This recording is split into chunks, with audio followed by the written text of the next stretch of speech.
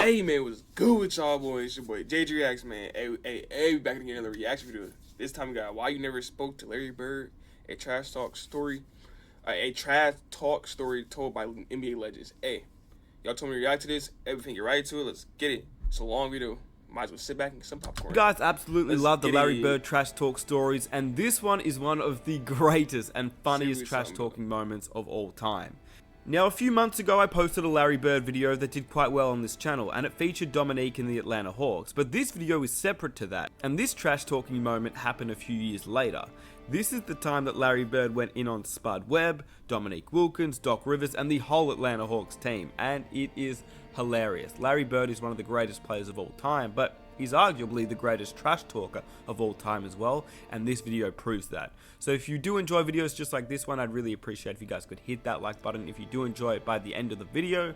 Subscribe if you are new for videos just like this one. I also want to give full credit to all the podcast interviews and clips used in this video. They are on the screen right now, so be sure to check. Right, so let's skip some of this. Hold on, y'all. You guys played the Celtics, Big Three, in the playoffs, '88. What were those matchups like? They're brutal. We were trying to go at each other's throat. It was unbelievable. I mean, Game 7. Game 7 of the 1988 Eastern Conference semifinals for Dominique Wilkins and the Hawks and Larry Bird and the Celtics. It was a time to test their championship resolve. For 3 quarters, the teams fought to a standstill. But it was only a prelude to what was to come.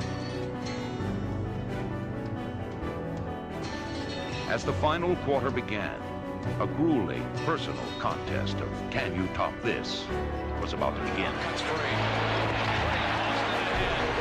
Here's Wilkins. That's what they must have. It's a duel. Put down your saber. Wilkins. What a game. Two men who brought out the best in each other. Safely removes pore gunk. Just like that. The number Bro, one start with trusted these ads, blackhead bro. remover. Come on, bro. Biore. Start clean with Clorox. Because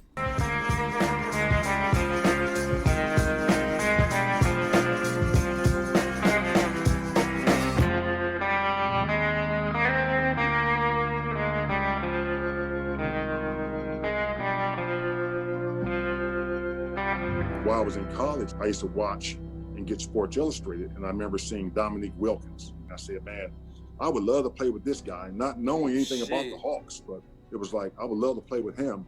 And then ended up getting drafted by Atlanta.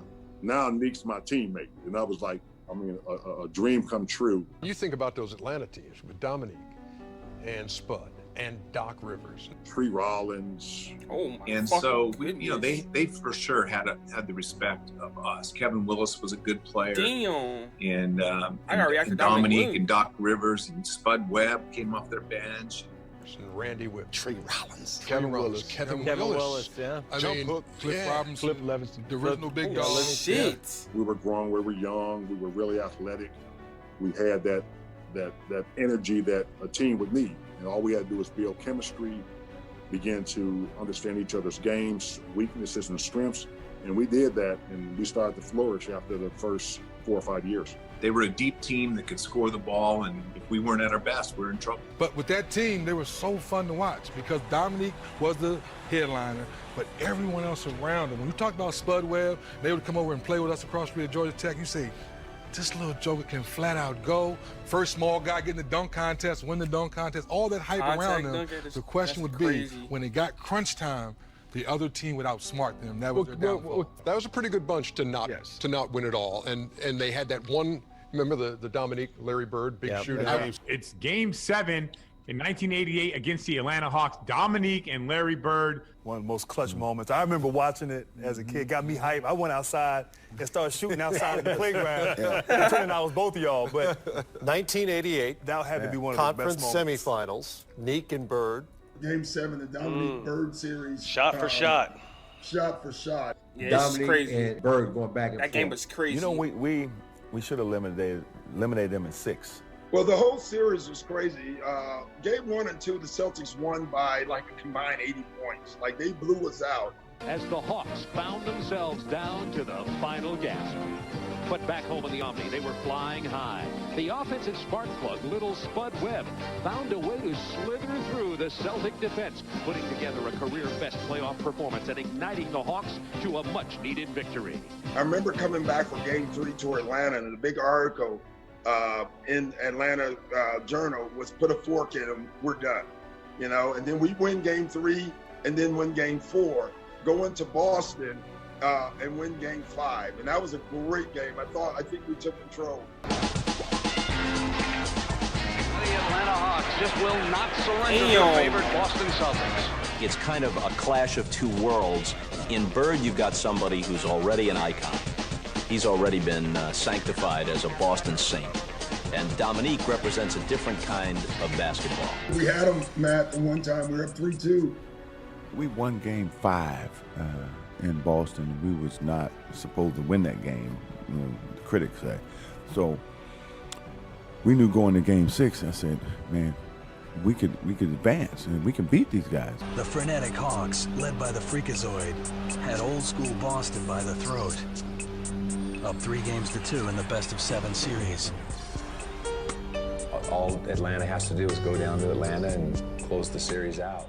And then the last play in Game 6 was, you know, Dominique and I were the two guys that score.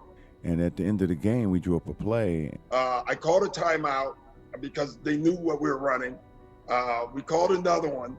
It turned into a broken play. I inbounded the ball to Cliff Livingston, and he was supposed to dribble handoff to either me or Dominique. DJ read it, and he top-sided me.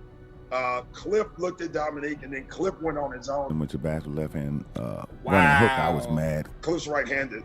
He shot a left-handed hook shot. Livingston, no. Boston has won the game. Because the play was supposed to come to me, and I'm like, Woody, don't break the play, bro. And so we ended up losing that game, and after the game. And I remember this old lady at the airport. I mean, and I'm not exaggerating. She may have been 80. You know, had her little purse, and she walks up to me. Hey, Rivers, you thought you wasn't coming back, did you? I will never forget that. I wish I knew who that lady was. Barrett made a prediction. He said, Atlanta blew their opportunity. I'm guaranteeing a win in Boston. Well, they had their chance. You know, they had a big chance to beat us. I think now that we're going to come out and play like we did tonight, but we're going to be at home. And our shots are going to be dropping a little bit better, and we're going to be running a little bit faster. So I'd say Sunday's going to be a big win for the Celtics. And we had to look at that, right? I guarantee a win. Atlanta blew their opportunity. And I'm like, hey, I don't know what Bird talking about. We have a great opportunity. We going in there, we going to kick their butt. We coming to win. I don't care what he said. We get to Boston, and we walk out of the locker room, and I stop. I said, we going to win this bleep game. I said, if you ain't ready to fight, you ain't ready to go to war. If you guys ain't ready to fight, you ain't ready to go to war, don't even come out in the court. Don't come out here. I said, whoever guarding me tonight going to have a long night. Unfortunately, Bird was saying the same thing in the other locker room, to his teammates. So it set up for one of the greatest shootouts ever in the seventh game. And I remember Larry Bird, he passed by our locker room. He's like, there's nobody in here can guard me. But he was just playing. Bird, savage, bro.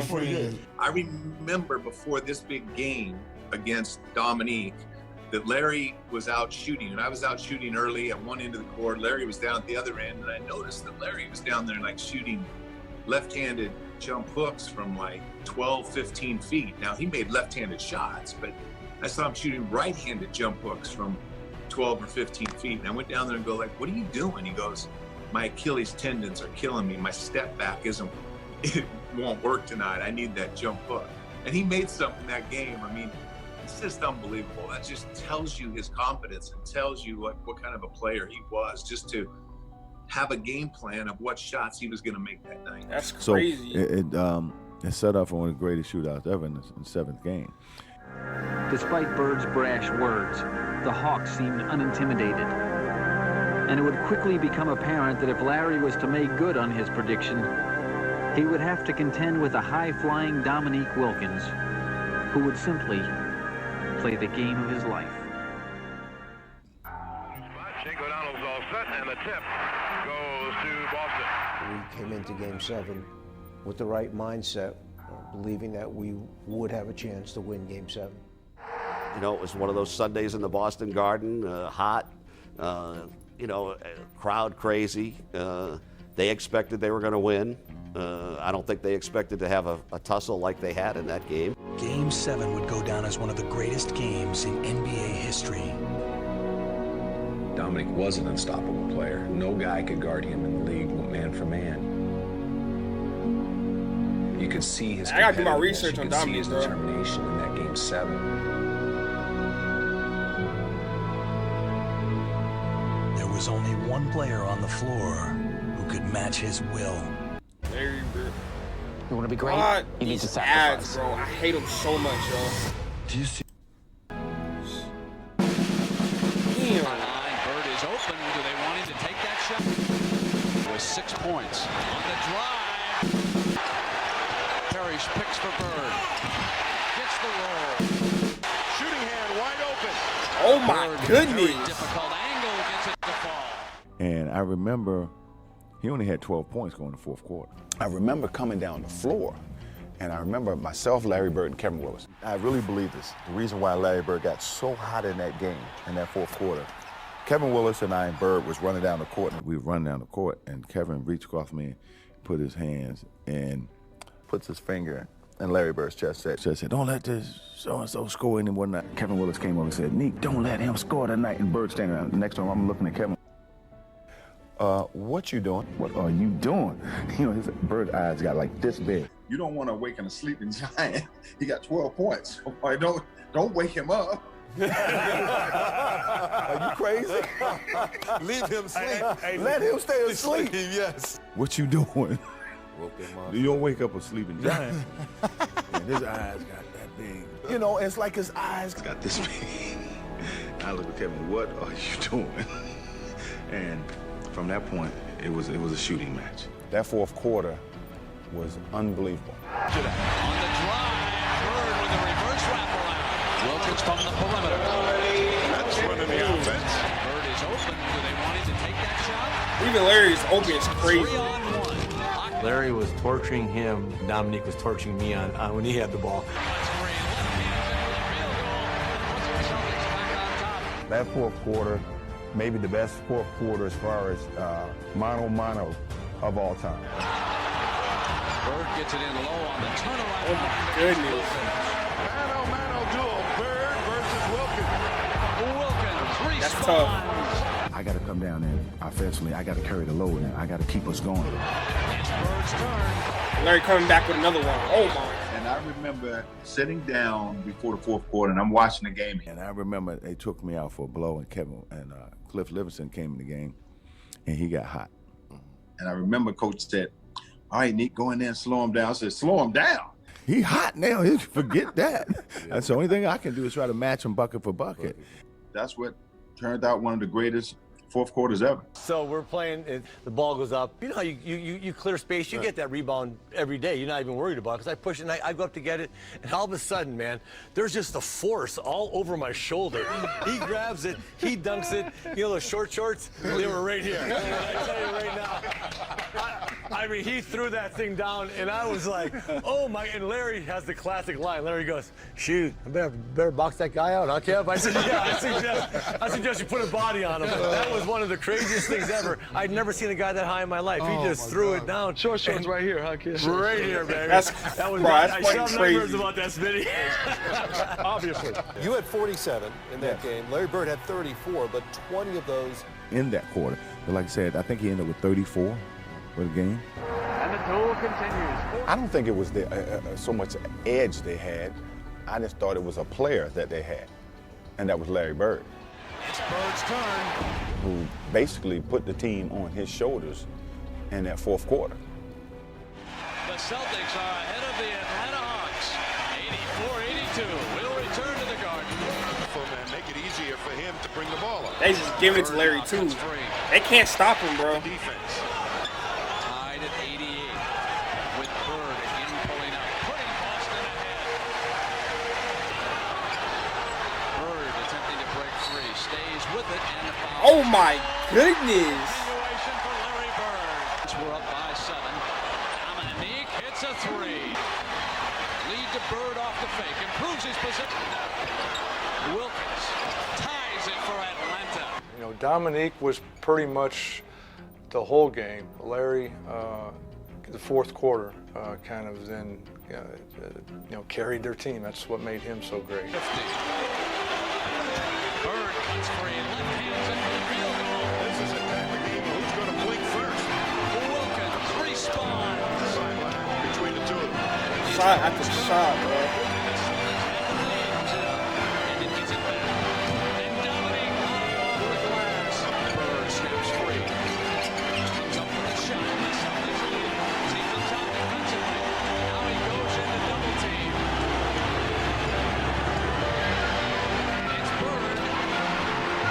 Wow. Johnson gets it into Bird, and Wilkins is there. Bird comes free. We began the broadcast by telling you about Larry Bird, who, following the Game 6 victory by the Celtics in Atlanta, guaranteed a win in number 7, saying the Hawks blew their chance by losing number 6. Larry Bird started the game slowly. In the fourth period, he has shown you why he's a future Hall of Famer. 20 points this quarter. He is 9 of 10 in this period. He has hit his last 6 field goals. And that's as far as fucking Larry crazy. Bird is concerned, it's Detroit. Here we come. Get the ball to Larry and let him make the read, because if they come double, he's going to make the right play. And the game wasn't that complicated for him, and he made some tough shots. Like I said, some left-handed running hooks. And, Bro, and again, he wasn't crazy. feeling great at that time of the year, at that moment. And to watch him just gut it out and just to will his body to even finish that game, let alone score 20 in the fourth quarter of a Game 7, is mind-boggling to me. Larry Bird that night.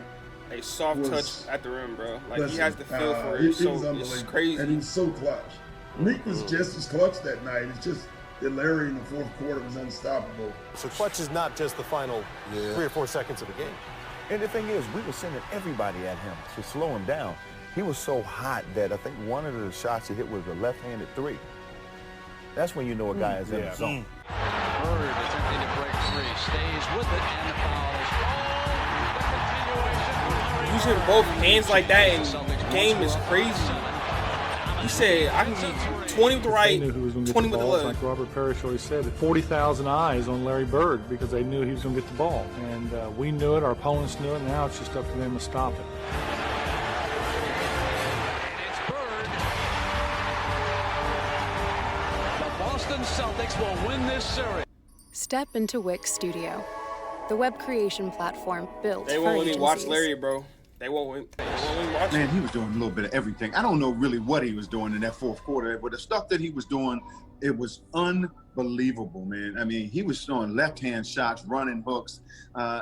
His game was at another level. We was trying to match each other's will. 20 of his 34 in the fourth quarter. Dominique had... Yeah, Larry Bird hit more clutch shots, in pressure situations than any player. I told you about each and every one, right? You talked about Larry Bird saying someone's got to lose this game. When did he say that to you? Early in the fourth or late in the fourth? No, it was late in the fourth quarter. It was probably like, I don't know, 30, 40 seconds to go in the game. I think it was a timeout, or we were taking the ball out of the bounds. I can't remember what it was, but I remember him saying that. And he said, we both deserve to win, but somebody got to go home. And, man, to his credit, man, he took the Celtics and put them on his back. And he would call the spot. Yeah. But he never called a spot against me. That's got to be respect. When I tell people Larry Bird talk trash. Yes, and let you know. Let you know every time. But it ain't the trash. It wasn't the trash word with the meaning. It was like, I'm going to shoot left-handed this time. Right. Or why You you put a white putting boy the guard. well You got a on white me? guy. I did one there. Pretty much that was it. I mean, that was one of the greatest performances I've seen from a guy in those circumstances. Because you're talking about 7th game in the playoffs. To carry his team the way he did in that fourth quarter. When you talk about the clutch shots, he hit 10 clutch shots I was going to in say, that game. It was crazy too because it's rare in a game you feel it. Like, you know, you guys have been in games where after the games people say, man, that was the most amazing game, but you were in it. And you were like, you know, I didn't feel that. I knew it was a good game. Right. That was one of the few games I was saying, this That was a hell of a game right now. It was a hell of a game. You know? Absolutely. That's crazy. He's like poetry in motion. I mean, he knew how to play the game before you even got to him. And it was a shootout in the fourth quarter. It came down to the last shot. One left to ponder what might have been. The other to lead his team onward. And let me know what you thought about this video down below in the comment section. Be sure to hit that subscribe button if you did enjoy the video. Hey, man, that's it for that reaction, man. Y'all go subscribe to my man. Hey, another W banger. Larry Bird, just that guy, bro. He's just that guy. Everybody says that guy. I'm a young NBA fan, and he's that guy, bro. He moved up to my top 3 of all time. It's crazy. That's it for that reaction, man. Like, comment, subscribe, man. Hey, we almost at 200 subs. I'm out.